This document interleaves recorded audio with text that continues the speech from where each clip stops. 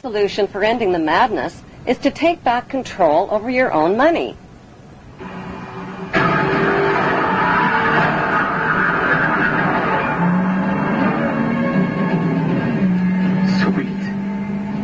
Right now, your money is in the hands of the ruling families who own all of the world's banks, including the privatized central banks.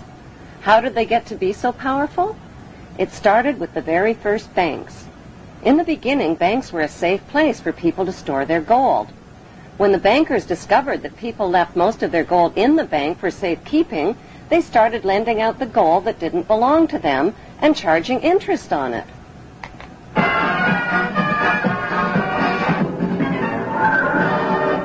Soon, kings and royalty were borrowing gold from the bankers to finance wars. Since wars were extremely good for business, the bankers started stirring up conflicts that led to more wars.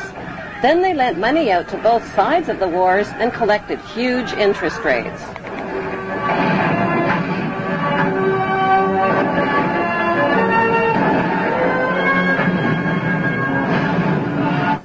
Eventually, the bankers got so rich that they built banks all over the world.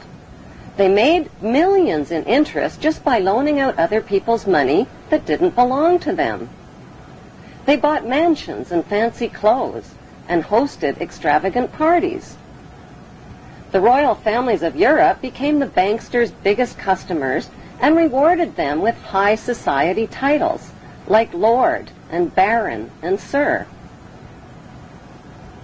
Using their money and royal influence, the banksters changed the laws of nations so they could put the world's central banks, mints, and money supply into private hands, their private hands. Out of every $1,000 that each of their customers deposited in their banks, they kept only $100 on hand. They took the rest of their customers' money and made loans with it, invested it, and started up other businesses, like the steel business to create rails for their railway companies, to transport oil for their oil companies. Pretty soon, the banksters' new businesses grew into giant corporations. Those giant corporations turned the world's oceans, lakes, rivers, air, and soil into corporate toilets.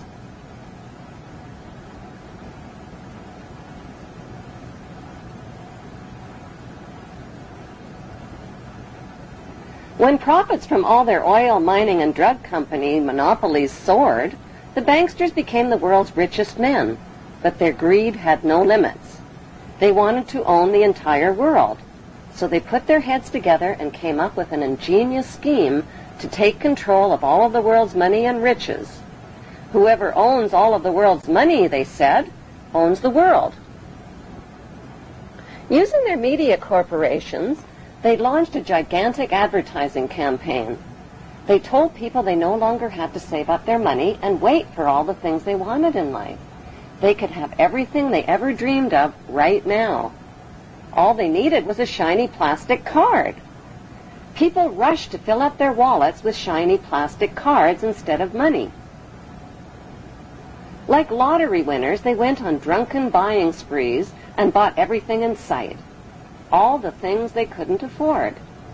Nobody even noticed when their hard-earned paychecks were automatically deposited in the bank without ever being cashed.